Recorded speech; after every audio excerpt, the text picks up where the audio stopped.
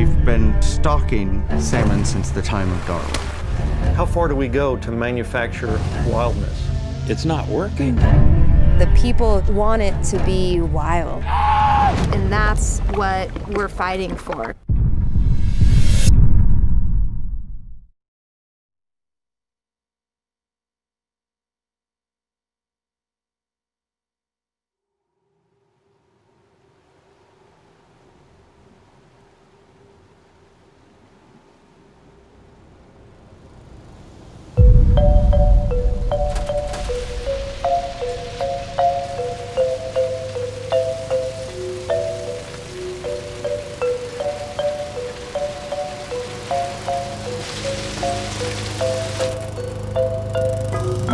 Humans typically adopt a command and control approach to environmental problem solving. Here's the problem: we can engineer a way around it. Technology is great in so many realms of human experience, but when you try to apply manipulation and control of ecosystems through technology, you're often successful early on, but then problems creep in later on.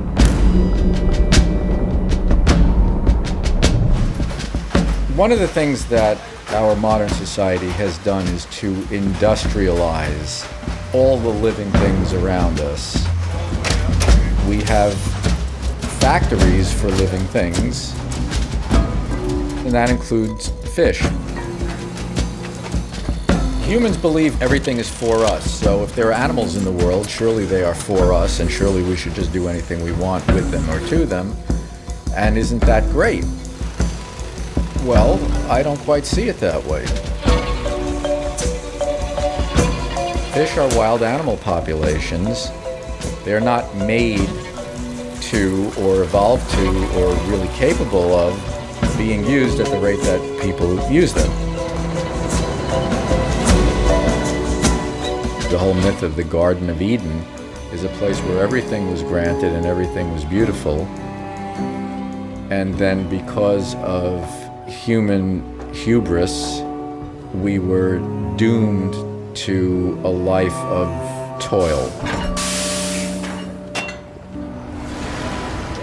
We are certainly casting ourselves out of the garden and dooming ourselves to a life of toil through our hubris.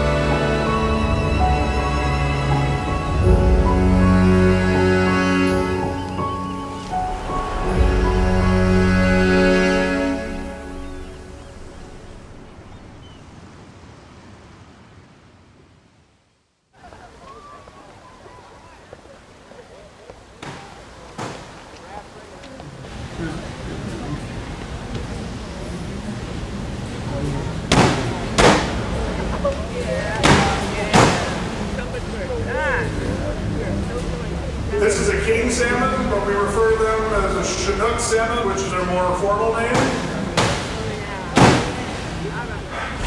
This bath here, which has carbon dioxide euthanizes the fish, knocks them out, and the guys are pulling the fish out if they're ripe, then they're Chinook salmon, and we spawn the fish by inserting a needle into their body cavity, which forces air in and pushes all the eggs out. And then after they're spawned here, they go to the other side of the table there, and we're biologically sampling the fish.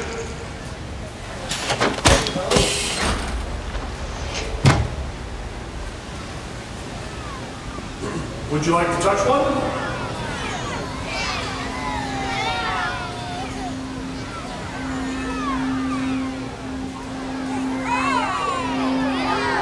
Feels kind of slimy.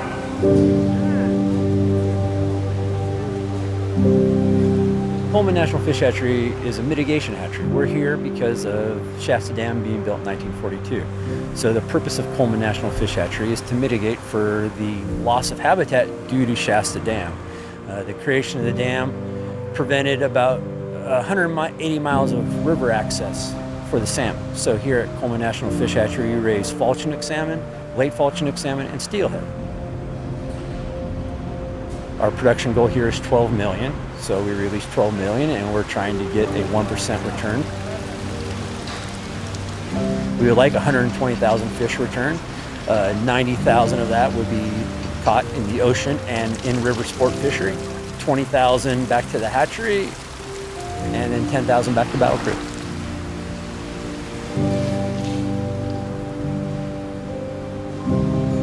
Why do we need hatcheries? Well, I think, population's going up, water's, a concern, and so if you still would like to see salmon, I think you're gonna need to have hatcheries, unfortunately. It would be nice to think that there would be enough water and environment to support salmon populations, but without hatcheries, I don't think that would be a reality. This is the Baker River Dam, 265 feet high, which stops millions of salmon from returning to their spawning grounds above the dam without help. So the United States Bureau of Fisheries has stepped in and saved the day by providing a free ride upstream. It's the only way the salmon can be saved from dashing themselves to pieces against the stonework far below. Humans have always thought themselves as superior to nature. It's got us into a lot of trouble.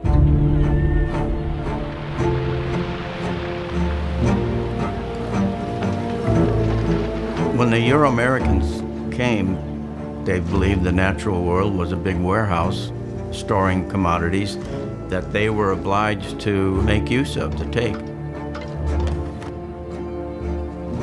They asked Spencer Baird, the U.S. Fish Commissioner, what could they do to ensure that the salmon runs would go on forever.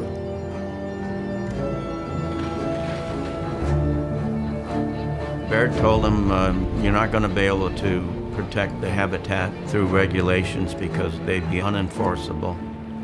You're not going to be able to protect them from dams because progress is going to demand that dams be built.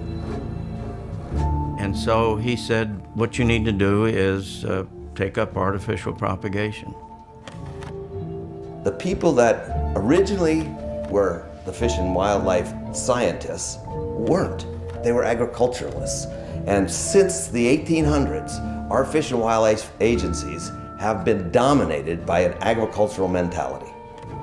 Just like a farm, you raise them, you put them out, you harvest them. That's the basis for fish and wildlife management in the US for ages and ages. The fact is, salmon must spend part of their life out in the wild. And it wasn't until in the 70s that we really started evaluating what are we doing when we release hatchery fish into a stream. The use of hatcheries was a promise that you could have salmon and you could also have the benefits of developing the river. Put that next to the fact that 40% of the salmon are extinct in their historic range and the rest are protected by the Endangered Species Act, you would have to say that that story didn't protect the things that we value, the salmon. We've been relying on those same runs of fish, those wild fish, since the beginning of time. When your health is their health, right? You're married in that way, and I think that union creates the sacredness. To have that relationship with a single species is real special. You think about like the Sioux people and the buffalo back in the day before everything was colonized. But that relationship, unfortunately, was severed. If we let these runs go, then they are gone. And I do not think that we, as people who are on this planet now, should be okay with allowing salmon to go extinct on our watch.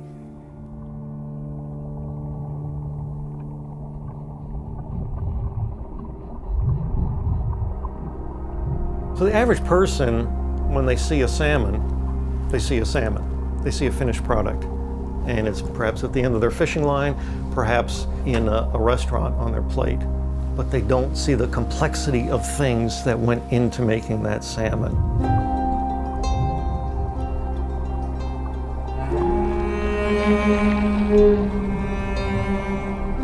Salmon, I think, have the most complicated, you could also say wondrous life histories of, I guess, any fish.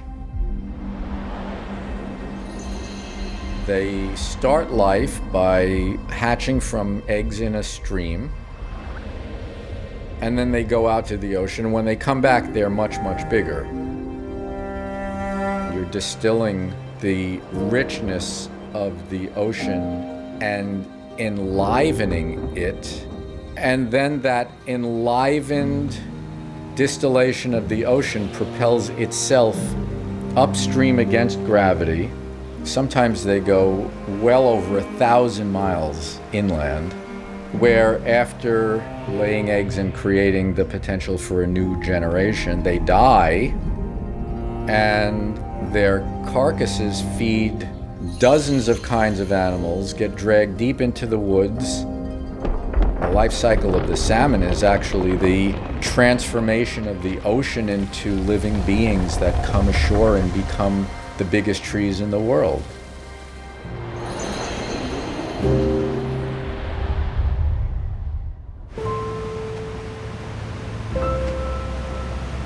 Wild salmon represent something that is really important to us as human beings. You have Native American cultures here that have evolved with the fish for 11,000 years. You have, families like mine that fish for salmon and eat salmon and think about salmon.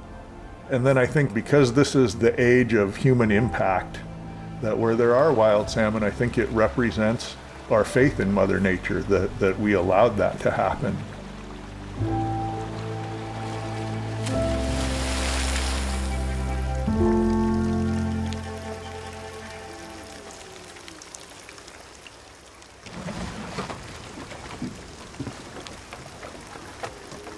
I was born to fish. All of my earliest memories revolve around fish in some way or another. As a young adult, I built my whole calendar year around the Skykomish spring fishery for wild steelhead. And that really became my obsession. I thought of hatcheries as something that actually kind of helped us as fishermen, that there would be more fish in the river and we were allowed to kill the hatchery fish, so that meant a meal. I don't think I ever had 1 second where I thought about conservation at all. I thought about getting enough money for gas and pizza so that I could fish all the time. What I didn't realize was that we were really at the tail end of a long decline of wild fish. In late 2000, they announced that the 2001 season would not happen, that the state was going to close down that spring catch and release fishery because there were so few wild steelhead fish that even a low impact fishing season could wipe out the last of them. It was really like a gut punch. I mean, I had built this whole life around this fishery and now it's gone. So that was, in a lot of ways, a wake-up call. I started doing some research, started reading, started talking to people. Talked to biologists, talked to fish managers, talked to other fishermen, and I learned about the 4 H's: hydro, harvest, habitat, and hatcheries. This is sort of kind of the impacts on salmon and steelhead people talk about. And so I used that as a guideline, and I started thinking about the Skykomish, and well, the habitat hadn't really changed over those 10 years. It was pretty good. There was no hydro, there was no dams. The harvest, as far as I could tell, had remained relatively constant, and yet we had this plummeting number of fish. And so the one constant that I found is that hatchery had been operating for the entire duration of the decline of wild steelhead. I think that was what started kind of my focus on learning more about the role that hatcheries play in the decline of not just fishing opportunities, but of wild fish populations, period.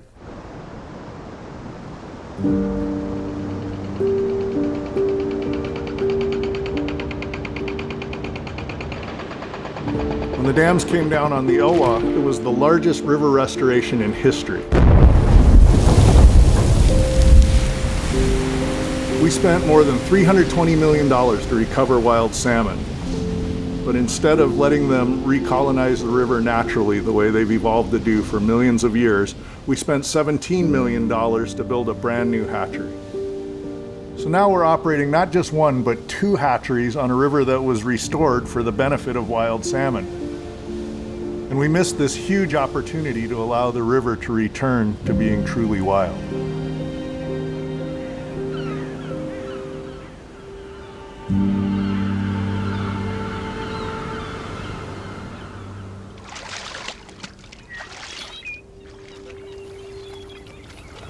Coho 9288, no mark, no tag. Coho 7063, no mark, no tag. This is a team of interns and staff. They're collecting our long-term data on salmon use of the Elwha nearshore.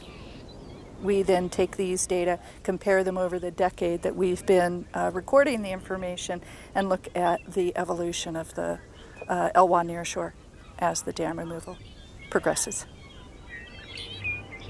As wild fish now recruit into this nearshore area, we see these large numbers of hatchery fish. Our concern is that the hatchery species may be challenging the wild species that are trying to recover. They are vulnerable to these hatchery fish, either through predation or physical displacement or competition for resources.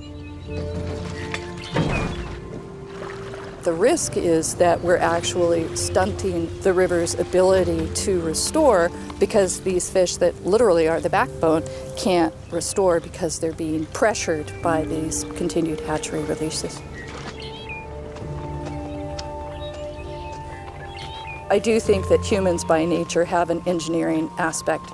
They like things to be orderly, they like things to be predictable. So that's what hatcheries give people. The flip side of that is wild and wilding your watershed. Chinook 152, 146. Wilding does have great uncertainty to it. That's how wild works. Wild is scary, but it's a really important place in people's soul.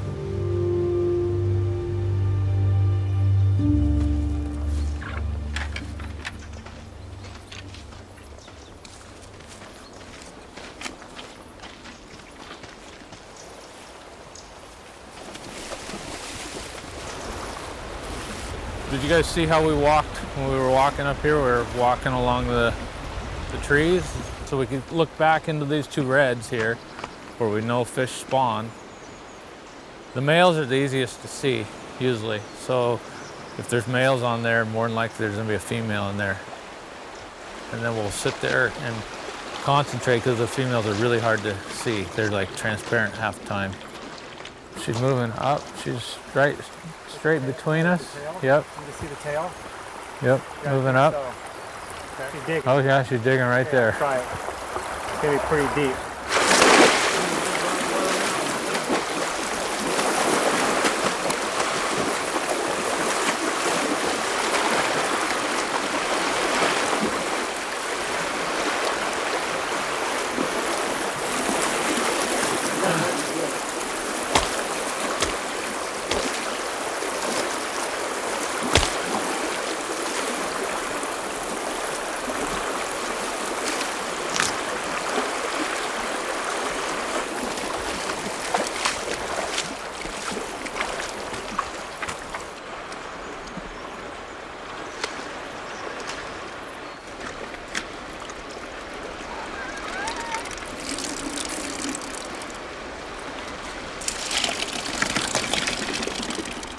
Typically, what we see in a female is about 4,500 eggs.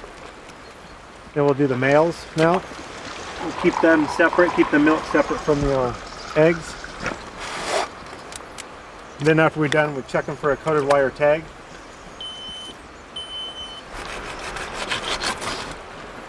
This is the part that has the coated wire tag embedded in the head. And that would have information on the fish.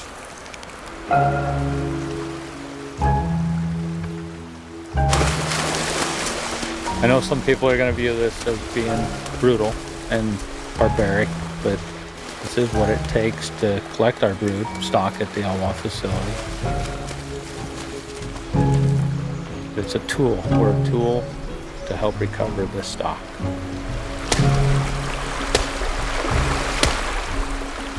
When we miss a female, we feel like we've failed the fish itself, because we know that those eggs aren't going to survive as well as they would at the hatchery.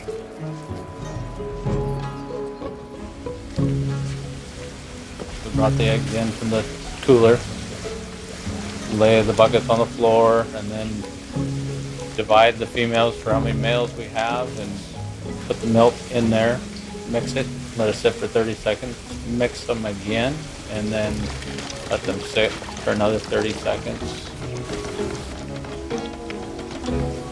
And we weigh down 13 pounds into a bucket, let it drain all the ovarian fluid and milk, put them in iodophor for an hour, and then we'll lay them down till they eye. That's effectively artificial spawning at a hatchery.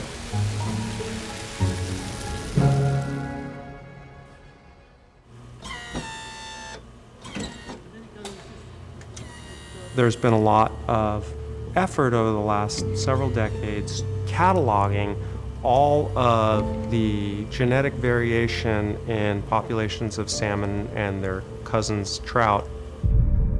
Salmon have developed an incredible amount of diversity that allows them to be particularly successful in the stream in which they were born. A huge river system will have huge salmon.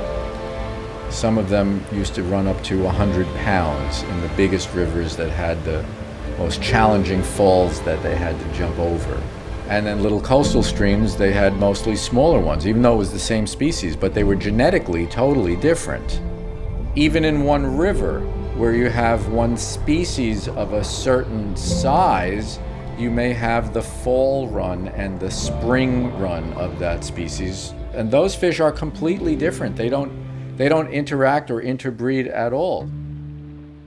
We've been stocking salmon since the time of Darwin.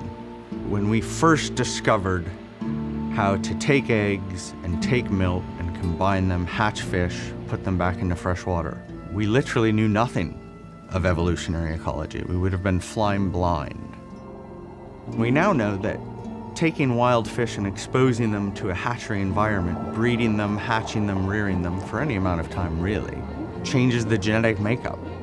Fish are very complex critters that have evolved in Mother Nature over thousands of years, and there's things that happen at hatcheries that don't put them through those pressures that they face out in Mother Nature that makes them so they're a fit fish.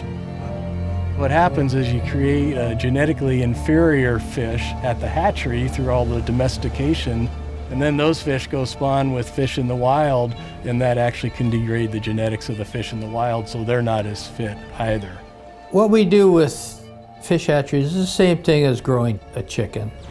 Economically, it makes more sense to put a bazillion chickens in one place, and it produces a really inferior chicken.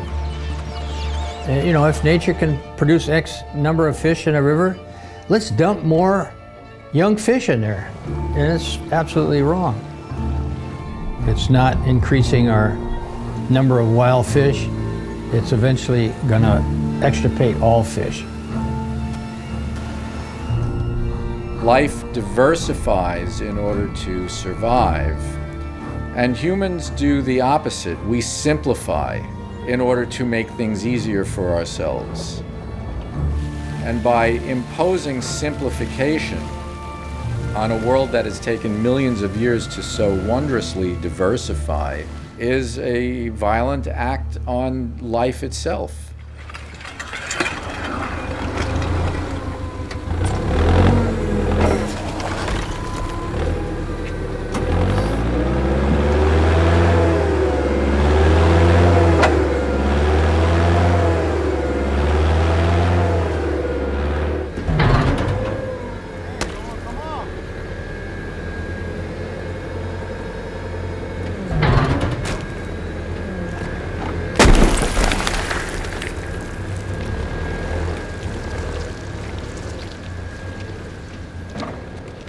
Well, the fish toss is that we take the fish that return to the hatchery. So these are all the fish that were raised in the hatchery.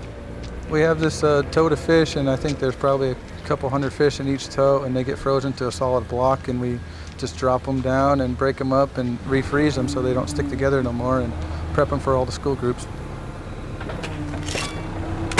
There you go.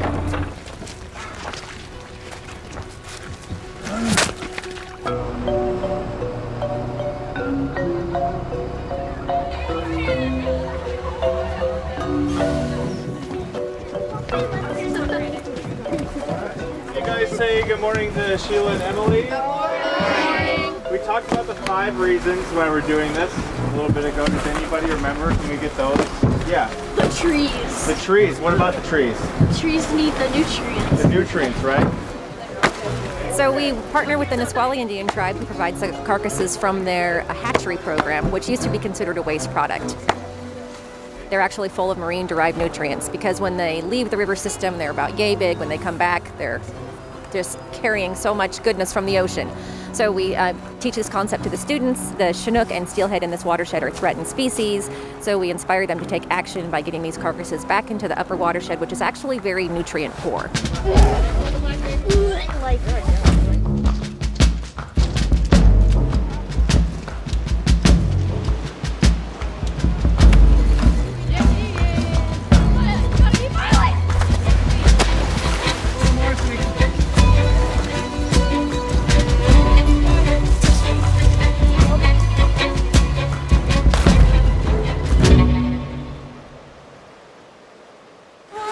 Should I get something? This is cool. Yeah. Oh, no. How about this? I don't like this. You want a big one or a little one? Just got this. Okay, well let me keep the tail. Nope, little one. Okay. No. Salmon, I think they are very important for the ecosystem. Many animals eat them. Well, 138 vertebrate animals eat the salmon, specifically. Hey, be careful. I like the salmon tossing idea. I think it's a good help. But at the same time, I don't think it's the best idea. The ecosystem runs a specific way for a specific reason. We can try and help them by reducing pollution, but I don't think we should directly interact with the salmon wildlife and all that wildlife and let them run by themselves and make their own adaptations.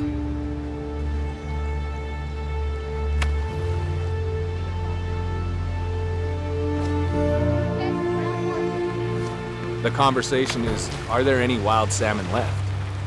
Show me a wild salmon. Show me, an abundant number coming back of wild salmon. And we just don't see it here in the Nisqually. As much as I'd rather have wild salmon, our hatchery salmon are important to us continuing our culture and our traditions. For us, this is our church. This is our medicine here, being on this river. And I think people have a hard time understanding that because this is what our ancestors did since the beginning of time. You know, they fished, they hunted, they gathered, they protected what we have, and that's how we lived. And now we're in 2018, our salmon are depleting. These are the raceways I was telling you about. 300,000 in each one. Yeah, 10. So that's a lot of fish. He's going right now pulling all the dead ones out. We're managers as Native American people. That's what we do, and we manage. But we also have to adapt to the times.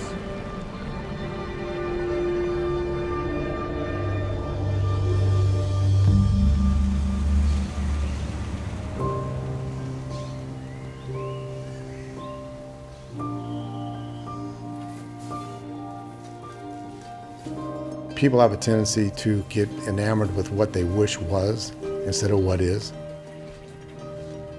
There's a certain segment of the people of this area that want to blame hatchery fish for the decline of wild fish. The biggest problem is too many people, and salmon and humans don't coexist real well. We're going to build our houses along the rivers you need. We're going to build our towns in the estuaries you need. We're going to log the forests you need. We're going to take our drinking water out of the river you need. We made that deal a long time ago. We made the compromise already. And by saying that you don't need hatcheries to provide some sort of fishable abundance, you're saying you're going back on that deal.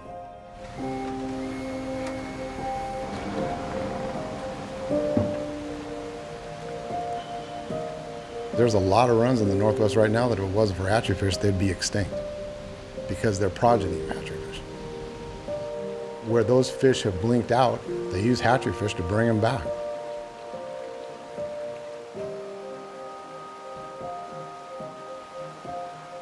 I would like to see us make hatchery fish as much like wild fish as possible. I'd like to see us make them do as little harm to wild fish as possible. And I'd like to replace habitat, replace culverts, do everything you can to reduce the human footprint on salmon habitat and make sure that hatchery and wild fish both are here forever.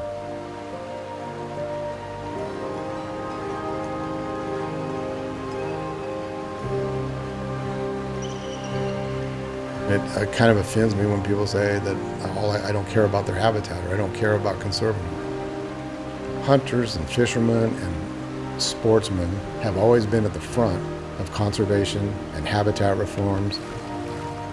If there's a problem, we notice it and we like to address it, not just whine about it.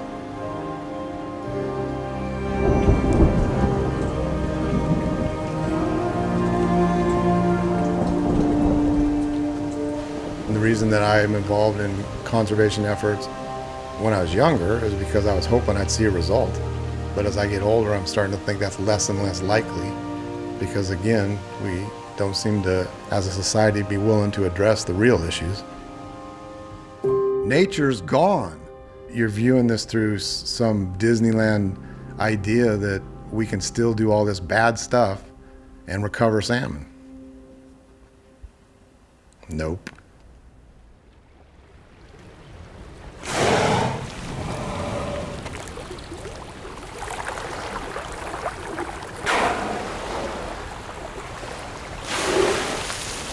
The southern resident killer whale population that I've been studying for 42 years began a serious decline around 1995. It was almost 100 whales. We're down to 74 right now. Salmon and orcas are just predator prey. They're like that. If you have a decline in the food, you have a decline in the whales. Most of those fish right now are hatchery produced and they're getting smaller and smaller every year. They average 22 pounds and now they're averaging 8 and 10 pounds. And the wild runs are being exterminated by the hatchery production. And the whales will follow the wild fish to extinction.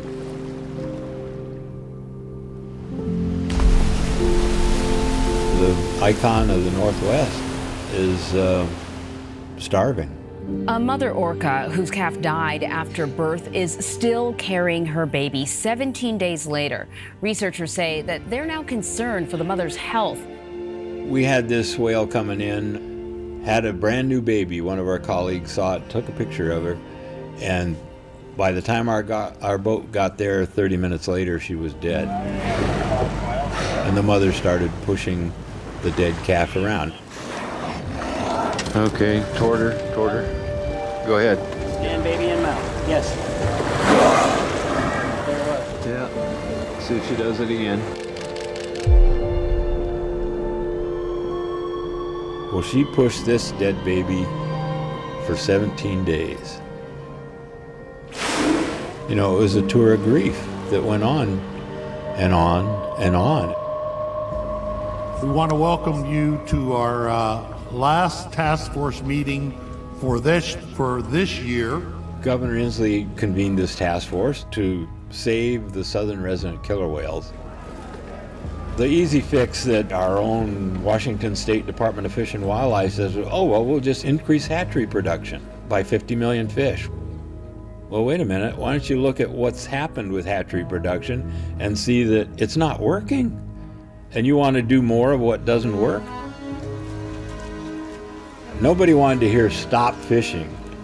That was almost untouchable. It wasn't about whale or fish requirements. It was all about commerce. Everybody wants to save the whales. Nobody wants to change our own way of life. It's a very difficult choice for our society to look at what we're doing, what we have done over the years in terms of fisheries management, and change the paradigm. I didn't realize until about a month had passed how depressed I was. I'm seeing all this before my very eyes and documenting it. And that's the part that is troubling to me, is that I'm going to be in charge of keeping track of the extinction of these animals. But if it's a lesson to our society that, hey, we got to change, maybe that's what I have to do. We're going to die of a loneliness of spirit with all the creatures gone. Every year, Idaho Power partners with other biologists to raise and release 6.8 million Chinook and steelhead. The next generation of fish needs next generation ideas. Our innovative approach maintains abundant fish populations, giving anglers a chance to land brag-worthy steelhead. Fish on. Hatcheries are pawns in a game of political power. The whole thing is about money. Fishing is a huge industry, and every state is competing with each other for those dollars. It's not about conserving our resources. It's perverting our resources on a short-term bet to get tourist dollars in. In fact, federal dollars to support fish and wildlife agencies is based on how many license sales there are in each of those states. The internal finances is that it provides power and wealth to the agencies themselves. To build a new hatchery, it's millions and millions of dollars of high, extensive, automated piping and flow systems, so you have lots of temperature control on lots of different fish rearing stations so that you can raise different species up to different sizes and maximize production. So we've got the water costs, electrical costs, building maintenance costs, and just the feeding costs of the fish. So we're looking at plus or minus $20 million in assorted costs throughout a year. It's a major business, and there's portions of that business that 20 plus employees are doing year round. Hatcheries are a perfect example of political pork. They spread their hatcheries around their state. They're in almost every county of the state. They target them on key members of the state Senate and the state legislature. As a result, they buy the support of that local person. These hatcheries are a subsidy to commercial fishermen, recreational fishermen, and it's being paid for by all the taxpayers. I think one of the main reasons why it's important that people understand what's going on is just purely the waste of their money that's happening. In Washington state alone, there are 174 hatcheries producing more than 190 million salmon every year. On the West Coast, over 90% of the quote-unquote wild-caught salmon you find in markets actually came from hatcheries. Between California, Oregon, Washington, and Idaho, citizens pay for the release of almost 280 million fish per year. Last year, between the United States, Canada, Russia, Korea, and Japan, 5 billion salmon were released into the North Pacific.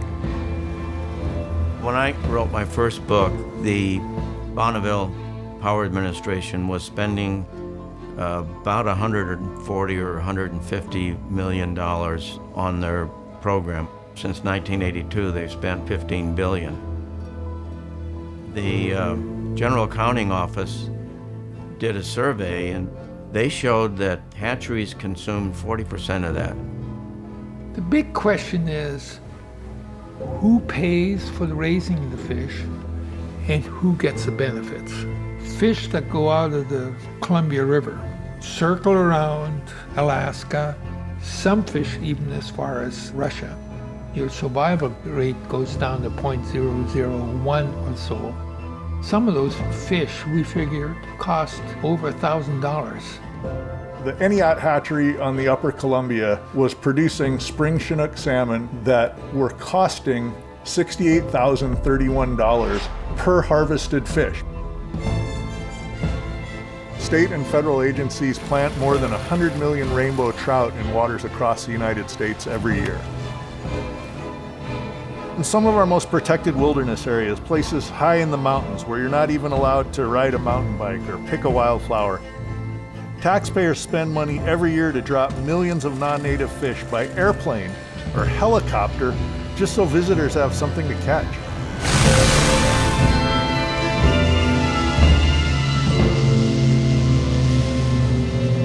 Billions of dollars of citizen public money is spent to support something that clearly does not work.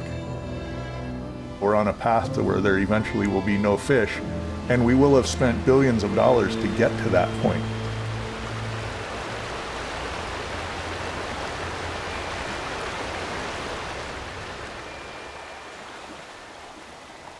The ironic thing is that fish know how to do all of this. They know how to live in those environments. They know how to reproduce. So if we allow fish to get back to being fish and doing what they do in those environments, in pulling back some of our infrastructure, restoring streams, we reap the benefits free of charge.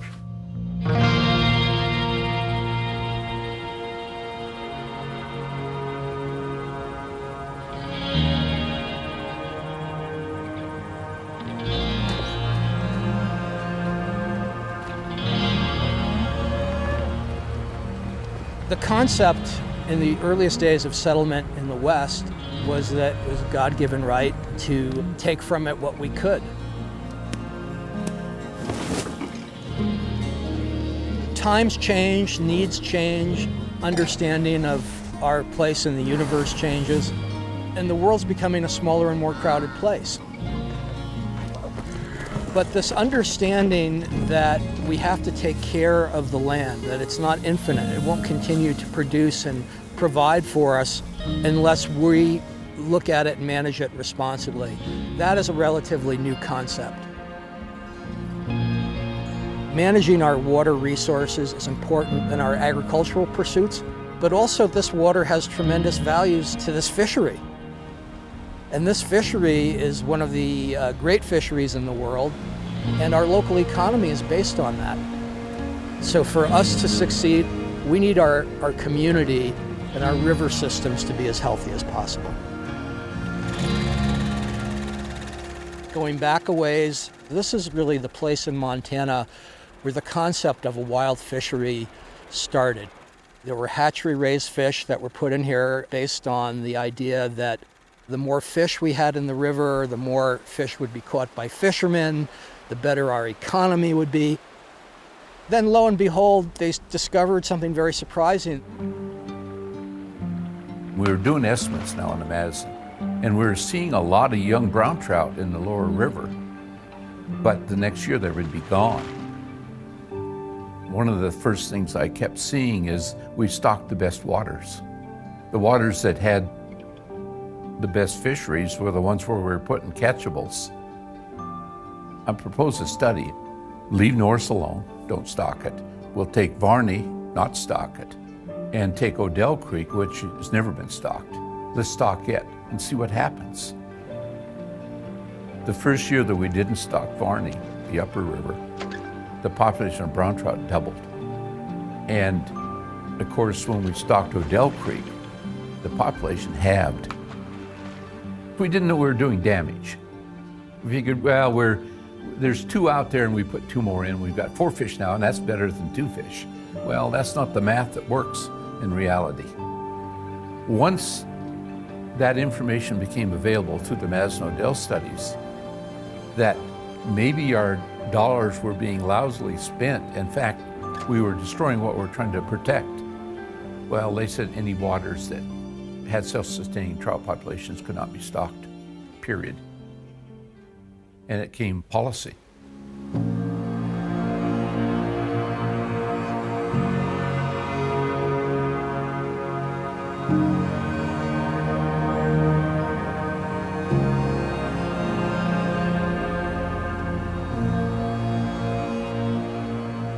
Shortly after that program was initiated, you saw the population of this river just skyrocket with wild fish.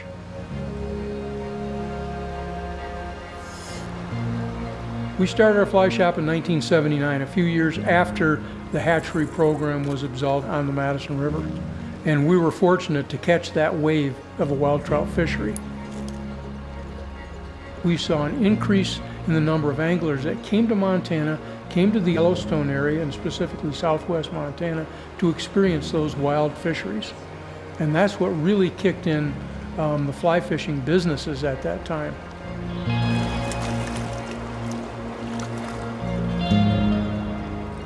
People are more attuned to a healthy river because they see what's happened here.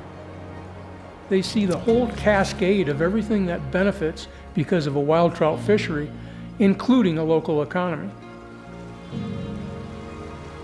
The one thing that came out of this to me is the change in behavior of the humans when they saw that they weren't becoming given fish, that they become more vigilant. And habitat becomes more important when they realize that's how they get their fish.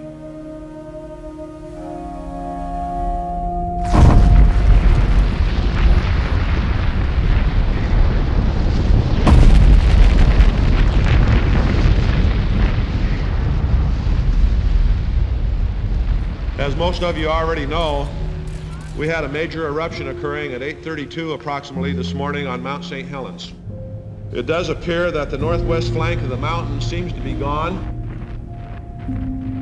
When Mount St. Helens erupted in 1981, it was a massive explosion. It tore off about 1/3 the top of the mountain. Most of that effluent went down the Toutle River Basin. Look at this, it doesn't even look like the same country. I can't believe I've camped up in this area. It doesn't look like any place I've ever been before. The consequences at the river were startling. The upper canyon of Toutle was totally devegetated. There were chasms of volcanic effluent. Anything living in the stream was virtually destroyed.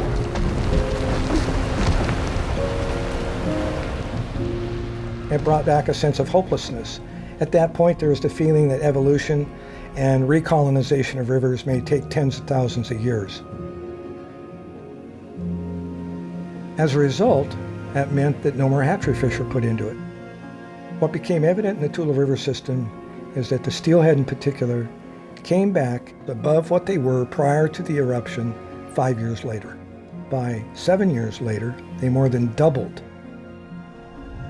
So those first years of the Toutle River were a prime example of what wild fish can actually do in the most absolute adverse conditions if they are not constrained by having to intermix with hatchery populations.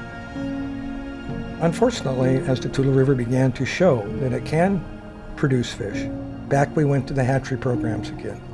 Hatchery numbers went up, wild fish went down. Same old story. Loss of faith in nature is the problem. Nature knows how to make fish work. the best thing that we as human beings can do, and that the salmon and steelhead ask of us, just get out of our way. Salmon famously have to fight their way upstream to spawn, but thanks to hydroelectric dams, that's become increasingly difficult. But don't worry, because as we found out recently, America is on it. I'm Ben Tracy in Washington State, where we're going to introduce you to a pretty sweet piece of technology known as the salmon cannon.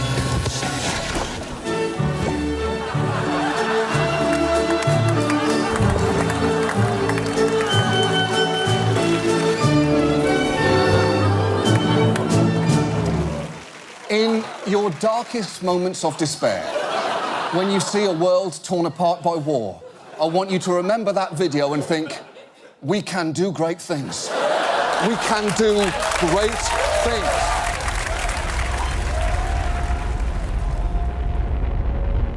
Humans believe we can do anything and everything all the time.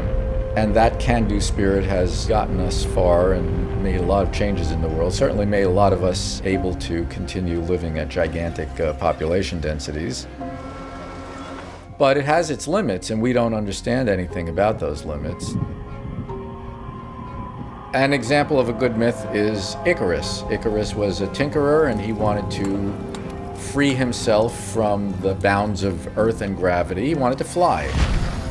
So he made wings of wax, and he flew. Because he didn't sense any limits, he flew too close to the sun. The sun melted his wings, and he came crashing down to Earth.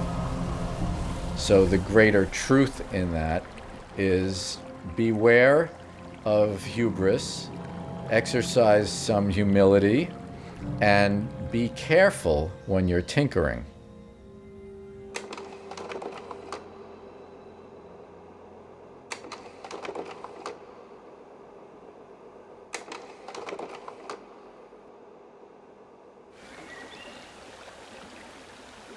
I'm 55 years old now. I've been living with my salmon fishing all my life. I try to follow my heart. I mean, I'm not rich in money, but I've had 6,000 days on salmon rivers all around the world, which makes me rich in a different way. The salmon fishing in Norway is central to all the small towns that are located on a river, and in the old days, the salmon used to be the thing that was feeding the people. It's special to Norway. Now it's also special in the other way, because the second biggest industry is this fish farming thing that is now, it's threatening to kill what's the original fish.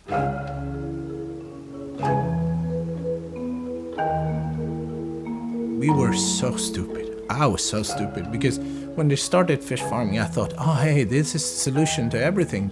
We farm the fish and they don't have to kill our wild fish. They don't have to kill the fish I want to fish for, and the stocks will go up and all will be fantastic. In very short time, we learned that the sea lice were killing the wild smolt leaving the river. Fewer fish were coming up. You know, they say that one of these farms out here, they produce as much shit than the whole town of Oslo, and they just leave it in the fjord. When it's polluted enough, you move to another location, and you can pollute another place.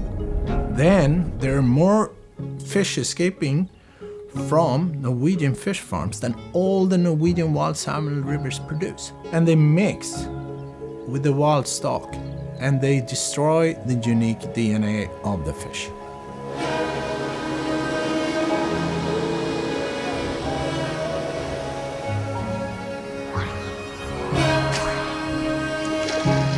Alta's got the biggest Atlantic salmon in the world. There are more 50-pounders caught here than anywhere else. There's quite a big difference on the river that I see today. The DNA on the Alta salmon is not like it was before. I see no difference between a fish farm and a hatchery fish because of gene pollution. You get escapees from these fish farms. Sometimes millions of fish escape. And then they breed with wild fish, dumbing down the genes. We're reversing Natural selection. We're devolving these fish.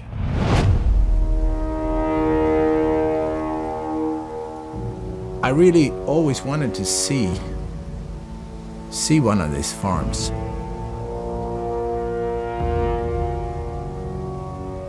We got into our wetsuits, then we jumped into the sea, and we sneaked up to one of these farms.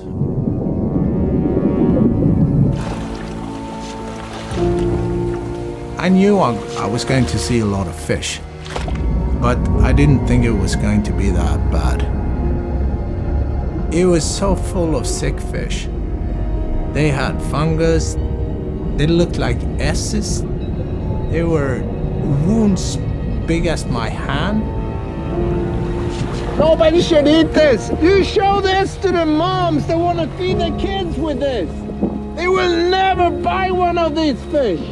It was like if you should walk into a farm where you have cows that would have big wounds, bleeding and lying down, barely breathing. Who would eat that? No one. But these things are happening under the surface, you know? Nobody knows about this.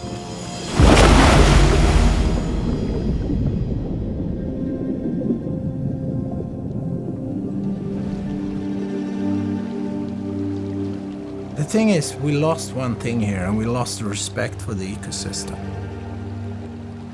We're the guys that should protect the rivers, protect them from all kinds of farms and hatcheries and all this.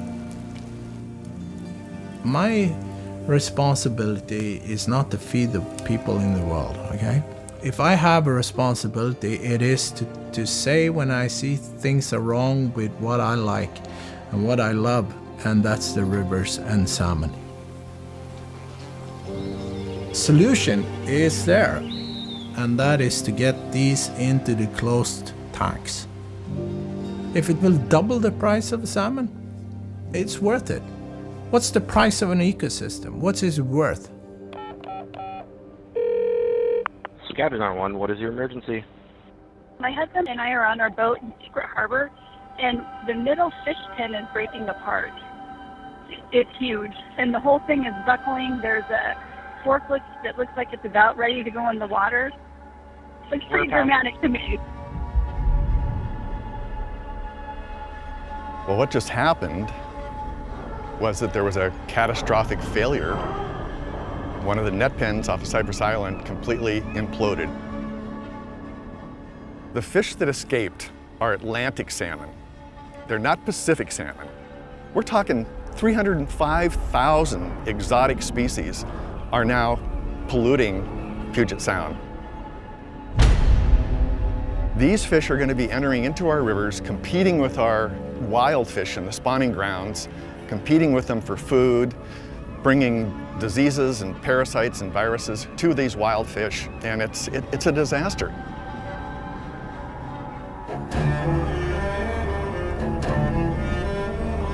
When I heard that 300,000 Atlantic salmon escaped into the ocean environment, I immediately kind of dropped everything and knew that this was something that I needed to go and document, because I knew that no one else was getting the underwater side of things. Diver in!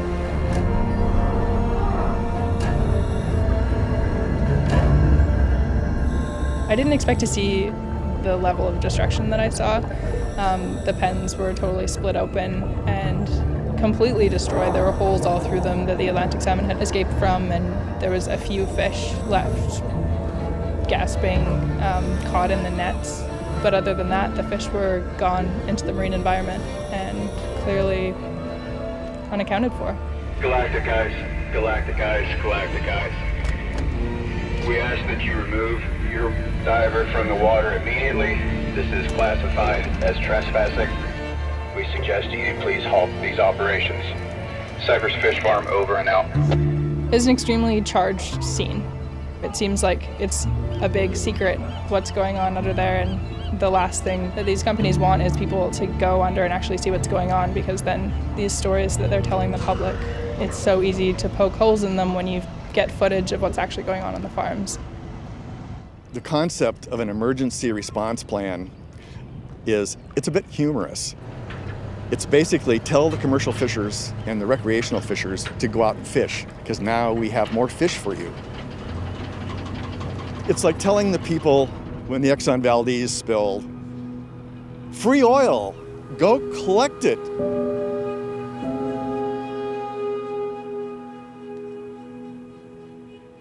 Every single day, our public trust is being undermined by the pollution that these pens are putting into our sound. The viruses, parasites, pharmaceuticals that are going into our waters.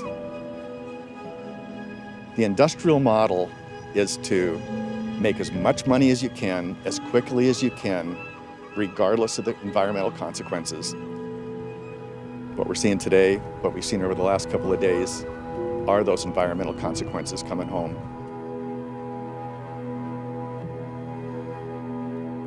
It turns out that Washington is the only West Coast state that allows open water net pen salmon farms. To me, it's really an outrage that this is even allowed.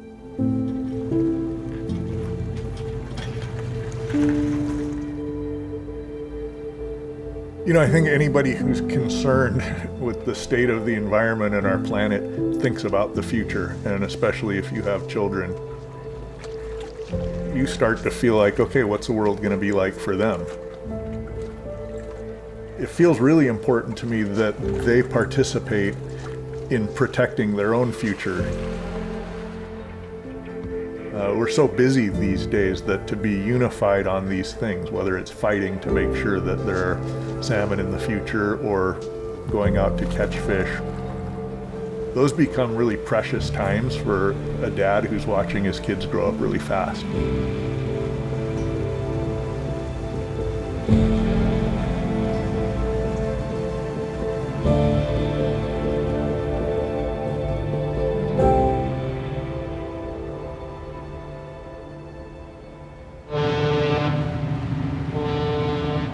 We thought we'd go out there with a few boats and wave some signs around and protest it. But it turned out that people from all walks of life that use the sound or enjoy living near the sound, a healthy sound, were also outraged. The Suquamish tribe was there to protest. There were commercial fishermen there. There was a whole fleet of kayaks. There was a lot of sport fishing boats.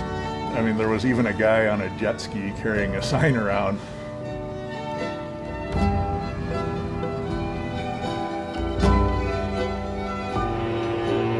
We spent the few days ahead of time making some signs to carry and laughed about sort of what we would say and what the slogans were.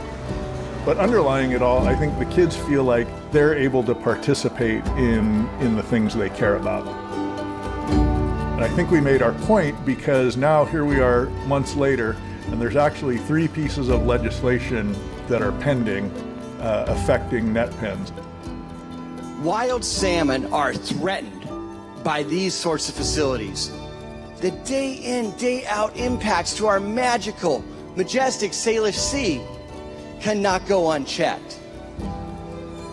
It is unconscionable that when we are spending tens and tens of millions of dollars to protect and recover wild salmon, we would allow an invasive species to be introduced to our ecosystem. Mr. President, there are 35 yea, 12 nay, 2 excused. Having received a constitutional majority, second substitute Senate Bill 6086 is declared passed. The title of the bill will be the title of the act.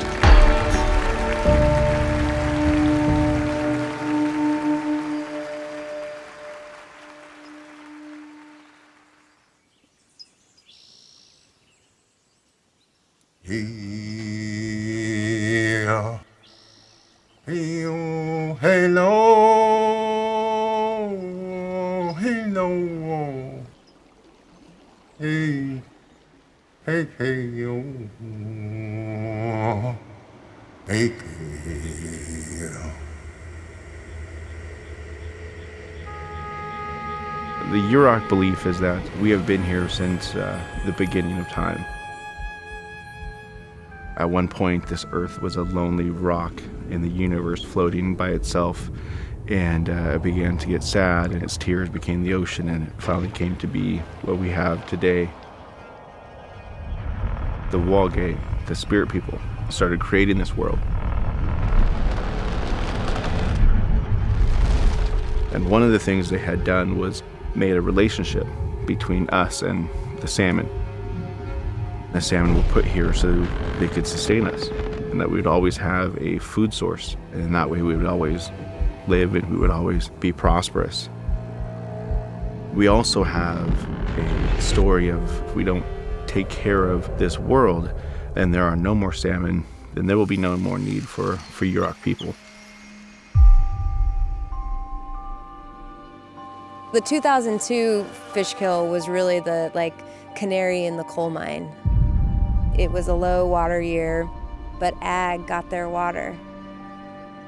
If you divert that much water and flows get so low on the Klamath, you will have some kind of major fish disease outbreak. And that's exactly what happened.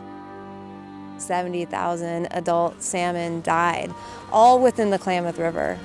The dead fish were lining the banks, 3-4 layers deep, and it smelled like death. In a wild river, nothing like that happens, right? That is not a natural thing. The future, if it goes unchanged, it is going to be the destruction of salmon species on the west coast of the United States.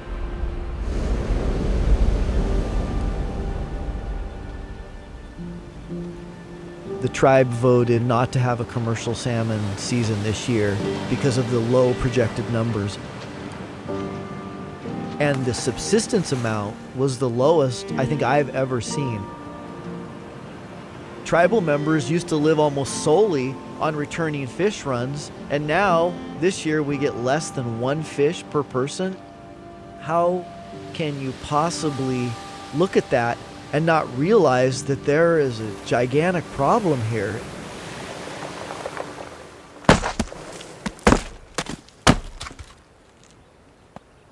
These reductions of the salmon runs, the big picture is they're affecting our health.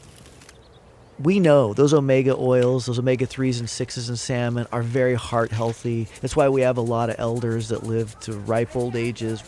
But the point is that what's going to happen down the road? What's going to happen to our people? When your society, when your culture, when your belief is connected directly to the world around you, when you're raised with a sense that you are a part of everything in your surroundings and your natural environment, it does something to your community's psychology and mindset when you start to see that world crumble and break. As the decline of the salmon runs come back, you can see a direct correlation with the decline of us as a people. It's just a disruption of the whole sort of cycle of the tribe and what we do as a people, because that fishing isn't there. And I think when that happens, then all of us feel pain. It's like we grieve for that. A lot of times when you're grieving or when you're, hurting over something, you turn to drug and alcohol. And so we're seeing spikes in drug and alcohol rates. There's an opioid crisis on the reservation right now. There's a suicide crisis on the reservation right now.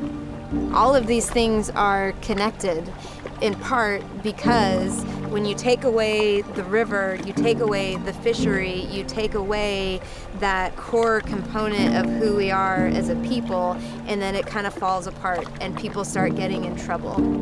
That's where we are now, and that's why you have all those other sort of issues arising in our community.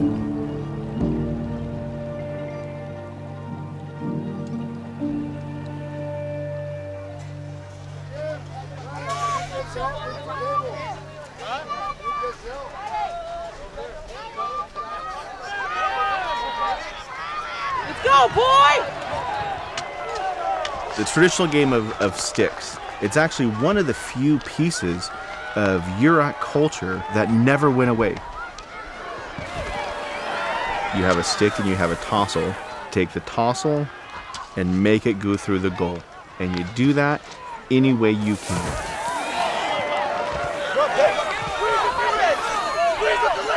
Today we play of no hitting with a stick, no stabbing, no eye gouging, and no choking. Other than that, everything is game and everything is fair to play.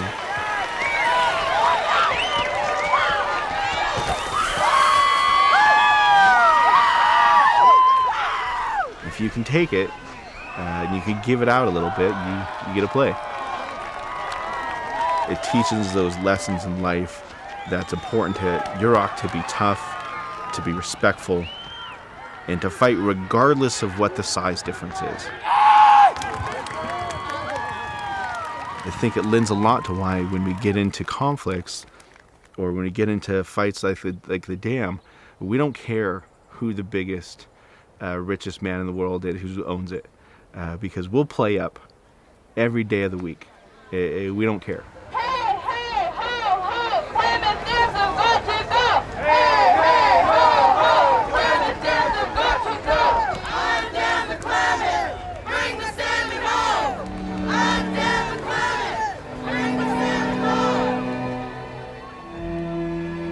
We all kind of came back together and decided that this was when we were going to fight. The FERC license for the dams expired. There was this opportunity to pursue dam removal, and so that's where the fight went. Federal, state, and local lawmakers has come up with a way to do what Congress could not. Get the water and the fish in the Klamath River flowing freely again. We're starting to get it right after so many years of getting it wrong. This is the crown jewel of salmon country. This is it right here. The people want it to be wild. They want it to be what it was before the dams, before colonization, before agriculture. The work that the tribe is doing is to redirect the energy to a place where we're focusing on that comprehensive restoration to get the wild runs back, as opposed to agreeing to some kind of short-lived political compromise like the hatchery ideas that really just put Band-Aids on, gaping wounds. The approach is we're here forever and we want those wild salmon to be here forever, and that's what we're planning for and that's what we're working on. Having a wild river, having the wild salmon, it puts the community back together and it gives them purpose. And it allows us to fulfill that initial promise that we made to the Creator, right? About taking care of this river and living in a balance with us. And when you do that as a people, you feel good. That's like the ultimate self-determination. That's the ultimate sovereignty, is to be able to live in a way that is consistent with your own cultural values. And that's what we're fighting for.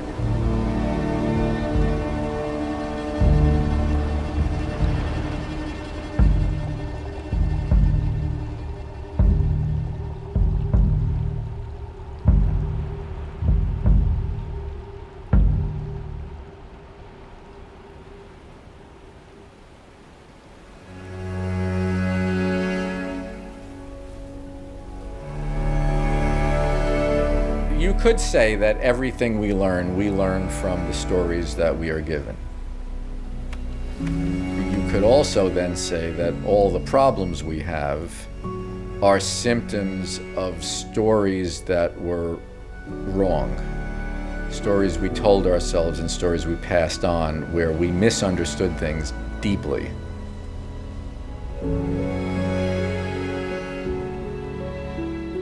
If hatcheries were successful and were addressing this situation, we wouldn't be having this discussion today.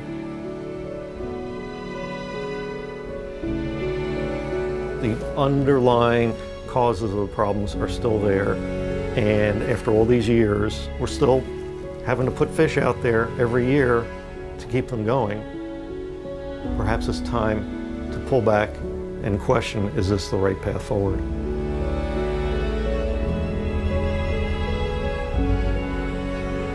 How far do we go to manufacture wildness before we realize what we're really doing and think about alternative approaches like protecting and restoring wild things.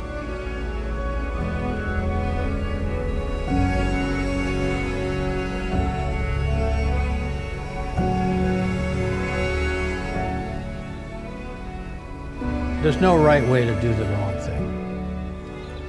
The right thing is to work on our rivers that we've destroyed and turned into sewers and dammed up, and fix that so that we have wild fish.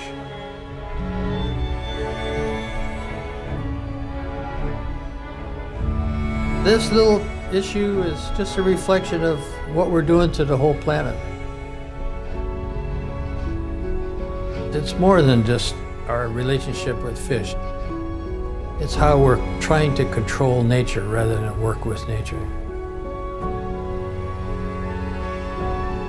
A life without wild nature, a life without these great iconic species is an impoverished life. If we lose all wild species, we're going to lose ourselves.